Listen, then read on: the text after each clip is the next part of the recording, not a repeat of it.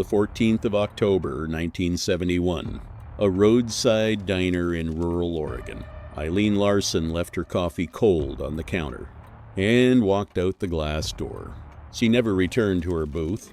Her husband reported her missing 3 days later.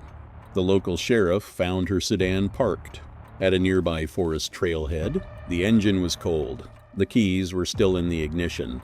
Inside the passenger seat, investigators found her small diary.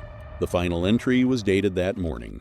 It contained a single sentence about meeting someone at the ridge. Search parties combed the surrounding woods for 6 weeks.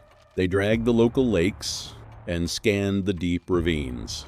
The only physical evidence recovered was a red wool scarf, snagged on a pine branch, 2 miles from the car.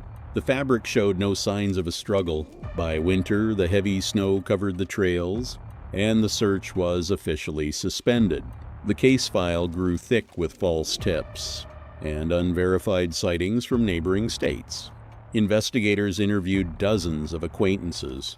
They checked phone records and bank statements. Nothing pointed to a suspect. They tracked her credit cards.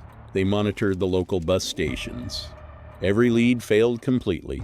Decades passed without a single credible clue. The diner was eventually demolished. The trailhead was paved over for a new logging road.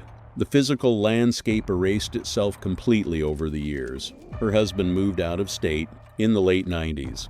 The diary remains in a cardboard evidence box at the county courthouse. The red wool scarf is stored in the same dark room. Time diluted the urgency. The forest keeps its secrets. The truth remains buried deep in the Oregon soil. The cardboard box sits on a cold metal shelf today.